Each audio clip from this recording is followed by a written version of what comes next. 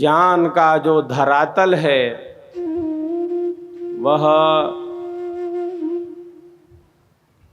आंतरिक है, सूक्ष्म है।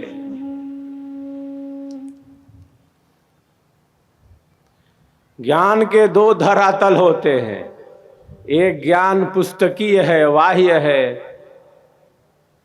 और एक जो ज्ञान है वह आंतरिक है, सूक्ष्म है, साधनात्मक है, अनुभवात्मक है। ऋषि क्या कहते हैं? मैं जानता हूं उस मार्ग को, उस परम प्रकाशमय मार्ग को मैं जानता हूं। उस मार्ग पर चलकर ही जो मार्ग अंधेरे से सर्वथा अलग है, जो मार्ग अंधेरे से सर्वथा परे है, उसी मार्ग पर चलकर मृत्यु का अतिक्रमण किया जा सकता है, परम शांति का अनुभव किया जा सकता है। और कोई मार्ग नहीं है। प्रकाश का मार्ग है वो। परमात्मा परम प्रकाशमय है। अंधेरे का वस्तुतः कोई अस्तित्व नहीं। अंधेरे का अर्थ है प्रकाश का अभाव। प्रकाश का अभाव ही अंधेरा है। प्रकाश नहीं है ऐसा नहीं कह सकते। बादलों ने घेर रखा है प्रकाश को, प्रकाश नहीं है ऐसा नहीं। कब तक घेरे रहेंगे बादल? हम सबके भीतर अनंत प्रकाश है। कोई व्यक्ति अयोग्य नहीं है। ईश्वर ने हम सबको अंतःकरण के रूप में एक बड़ी शक्ति दी है। सबके भीतर वही बैठा है, सूक्ष्म रूप से वही स्थित है। जर्रे जर्रे में है, जर्रे जर्रे जर्रे में है। झांकी भगवान की किसी सूझ वाली आंख ने पहचान ली, किसी सूझ वाली आंख ने पहचान ली। सबके भीतर वही बैठा है,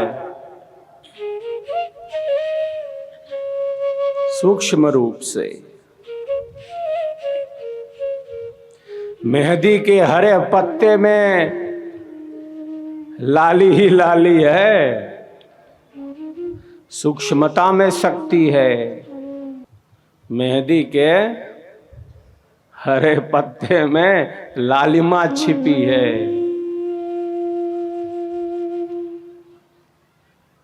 दूध में कहाँ है मक्खन? ये तो दूध है, मक्खन तो दिखलाई नहीं दे रहा। दूध के कण कण में, दूध के कण कण में मक्खन ही मक्खन भरा है। तिल में तेल है, चकमक पत्थर में आग है। हम सबके भीतर और कोई नहीं, सच्चिदानंद स्वरूप से परमात्मा ही बैठे हैं, परमात्मा ही बैठे हैं। युक्ति चाहिए उसे प्रकट करने की। दूध से मक्खन यूं ही तो नहीं निकल आता, मक्खन निकालना पड़ता है। मेहंदी के हरे पत्ते से लाली यूं ही तो नहीं निकल आती। युक्ति चाहिए उसे प्रकट करने की। हम सबके भीतर अनंत शांति का समुद्र है। हम सबके भीतर परम प्रकाश है, क्योंकि परमात्मा हम सबके भीतर स्थित है, जो नित्य है, जो सनातन है, सहज है, निरंतर है, सदैव है। सृष्टि भले प्रलय में चली जाए, सभी जीव सुप्तावस्था में हो, परमात्मा सनातन है, सदैव है, नित्य है, सहज है, निरंतर है।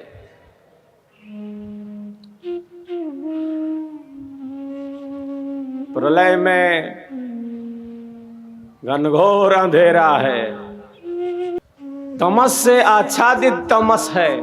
प्रलय में घनघोर अंधेरा है, केवल अंधेरा नहीं, अंधेरे से ढका हुआ अंधेरा, तमस से आच्छादित तमस है। प्रलय में सभी जीव सुप्तावस्था में हैं। अनंत बार सृष्टि हुई है, अनंत बार प्रलय हुआ है। आदि अनादि काल से सृष्टि और प्रलय का क्रम चलता जा रहा है, कोई गिन नहीं सकता कब से है, आदि अनादि काल से। इस वर्तमान सृष्टि के ही 200 करोड़ वर्ष होने वाले हैं, 2 अरब वर्ष इस वर्तमान सृष्टि के। प्रलय के पश्चात जो सृष्टि प्रारंभ हुई है, इसके पहले भी अनंत अनंत बार सृष्टि और प्रलय का क्रम चला है, चलता आ रहा है। कैसा अंधेरा है प्रलय में, कोई अमावस की रात है क्या कि दिखलाई नहीं दे रहा? बादलों से भरी घोर अंधेरी रात है क्या केवल प्रलय में? अंधेरे से ढका हुआ अंधेरा, अंधेरे से ढका हुआ अंधेरा, तमस से आच्छादित तमस। जब सभी जीव सुप्तावस्था में है,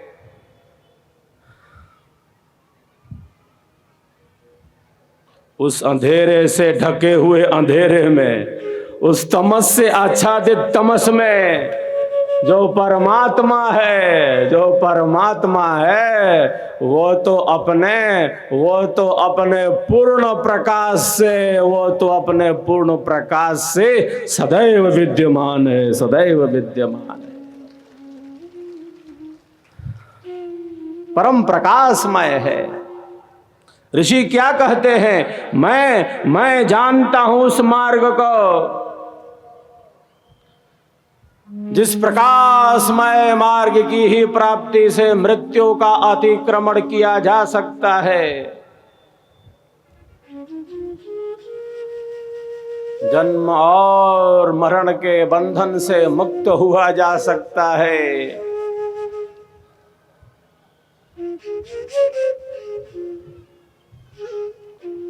अनंत अनंत जन्म और जीवनों से हमने सुखों को, दुखों को, भोगों को, पदार्थों को, संबंधों को हम सब भोगते चले आ रहे हैं। मैं, तू, यह वह, अनंत अनंत जन्म और जीवनों से यह सब घटित होता चला आ रहा है।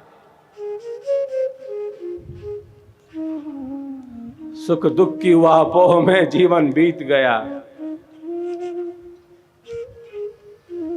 हमारे ऋषियों ने कहा, ये जीवन, हमारे पूर्वजों ने कहा, हमारी भारतीय संस्कृति संपूर्ण जीवन दर्शन का बोध कराती हमें, धर्म से मोक्ष की यात्रा कराती है, परम आनंद में स्थित करती है, विश्ववारा संस्कृति है।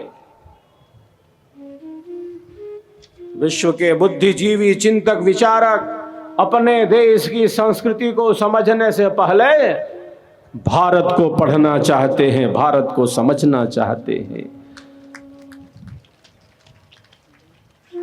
जो सदैव ज्ञान में रत है, जो सदैव प्रकाश के मार्ग में है, वही भारत है। मैं बराबर कहता रहता हूं, आध्यात्मिक ज्ञान की बदौलत, महापुरुषों के ज्ञान की बदौलत हमारा प्यारा देश भारत विश्व का गुरु था, विश्व का गुरु है और विश्व का गुरु रहेगा, विश्व का गुरु रहेगा। आध्यात्मिकता का ही विकास होना चाहिए। आध्यात्मिक जीवन ही भारतीय जीवन है।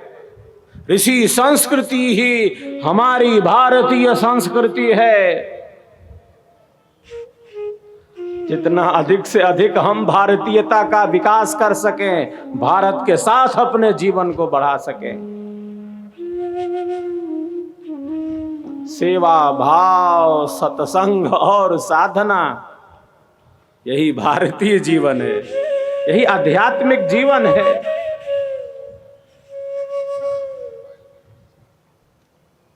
ऋषि कहते हैं मैं उस मार्ग को जानता हूं जो मार्ग अंधेरे से सर्वथा परे है। उसी को जानकर मृत्यु को जीता जा सकता है।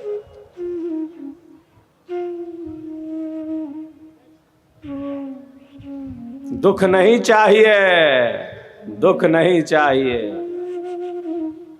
क्यों?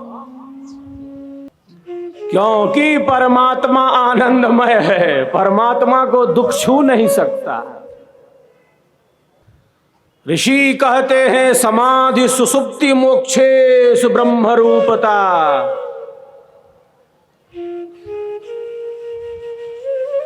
कितना दुख भोगेंगे, कितने जन्मों से भोगते आ रहे हैं, कोई गिन सकता है क्या? आदि अनादि काल से, अनंत काल से यह क्रम चला आ रहा है। कितना दुख भोगेंगे, अब दुख नहीं चाहिए। परमात्मा आनंद स्वरूप है। रसो वैसः आनंदो ब्रह्मेति व्यजानात्। अनंत अनंत बार हमने जन्म और मरण की वेदना का अनुभव किया है। मां के गर्भ में कितना कष्ट मिला, हमने इसका अनुभव किया है। मां के गर्भ में मल मूत्र से भरे शरीर में घोर अंधेरे में हम उल्टे लटक गए। मां से कई गुना ज्यादा गर्भस्थ शिशु दुख भोगता है, कष्ट भोगता है। न जाने कितनी बार बेहोश हो जाता है। घोर अंधेरे में, अंधेरा हमें पसंद नहीं है। हम प्रभु से प्रार्थना करते हैं प्रभु बाहर निकालो, आपकी भक्ति करूंगा।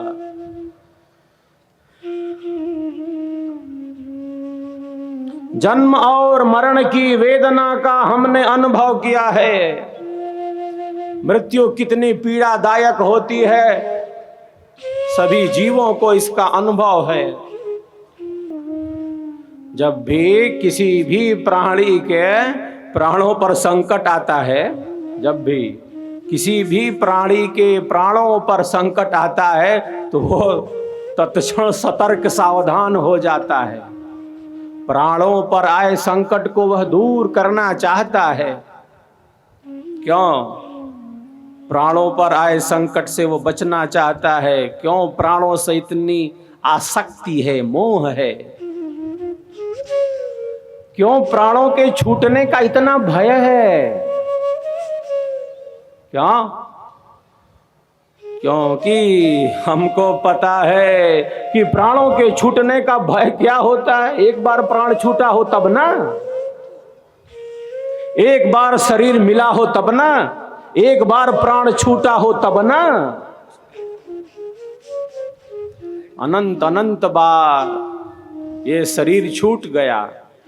मृत्यु के दुख का हमने अनुभव किया है। इसीलिए जब भी प्राणों पर संकट आता है,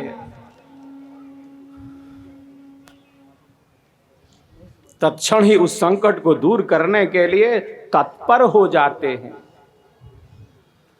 मृत्यु का कितना दुख है, हमने इसका अनुभव किया है। वेद में ऋषि कहते हैं मृत्युर्मामृतम गमया। उपनिषद में ऋषि की घोषणा है। मृत्यु से परे पदार्थों का अनुभव कर लो, प्रकृति से परे पदार्थों का अनुभव कर लो। जो सुप्त चेतना को जगा दे, जो सोई हुई शक्ति को ही जागृत करने लगे,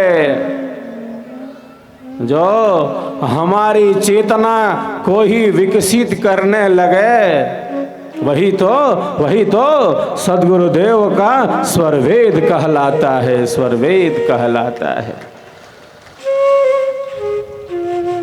वो समक्ष में आते हैं,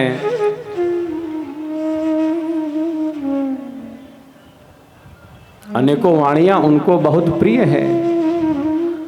भीतर तक स्पर्श किया है स्वरवेद के स्वरों ने, उनके हृदय, उनके मन, उनकी वाणी, उनके विचार, उनके भावों का। सदगुरु की इन वाणियों ने स्पर्श किया है। वो सामने आते हैं, स्वरवेद की वाणी बोलने लगते हैं, और बहुत बार केवल वाणी ही नहीं बोलती, केवल वाणी ही नहीं बोलती, उनकी आंखों से अश्रु की धारा भी बहने लगती है, आंखों से अश्रु की धारा प्रवाहित होने लगती है।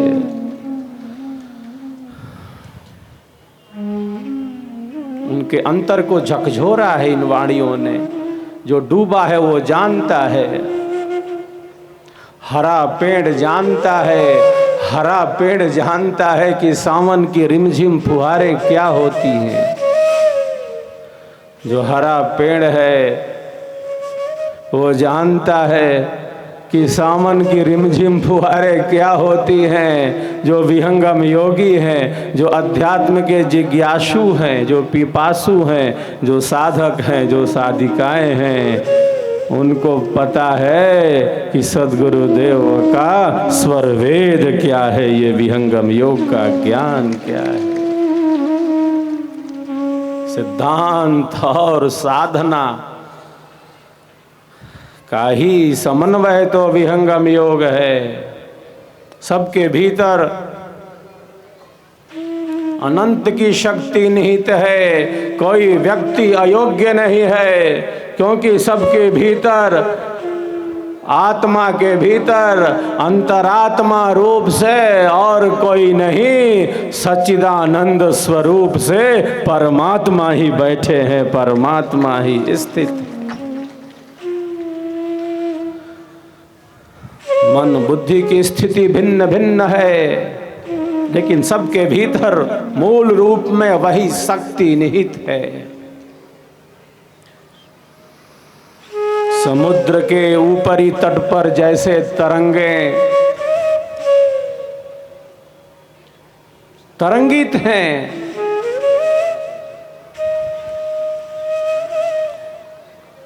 समुद्र के बाह्य धरातल पर तरंगे आपस में टकराती हैं, समुद्र के ऊपरी भाग पर तरंगे टकरा रही हैं, लड़ रही हैं आपस में, मैं तू यह वह। तरंगों के लड़ने से अशांति है और स्थिरता है, चंचलता है, चपलता है, क्योंकि ये तरंगे लड़ रही है। पास खड़े पर्वत से जा टकराती है ये तरंगे, वापस लौट आती है। समुद्र के ऊपरी भाग में, बाह्य धरातल में तरंगों का ये टकराव है। इसी समुद्र के गर्भ में, इसी समुद्र के गर्भ में जिसके ऊपरी भाग पर तरंगे लड़ रही हैं आपस में, समुद्र में ज्वार आ गया है, समीपवर्ती क्षेत्र खाली कराए जा रहे हैं। जिस समुद्र के ऊपरी भाग में तरंगों में टकराव है, अस्थिरता है, चंचलता है। उसी समुद्र के गर्भ में, उसी समुद्र के अंतराय में, उसी समुद्र के अंतस्थल में, उसी समुद्र के सूक्ष्म भाग में, उसी समुद्र के आंतरिक भाग में कोई तरंग लड़ रही है क्या?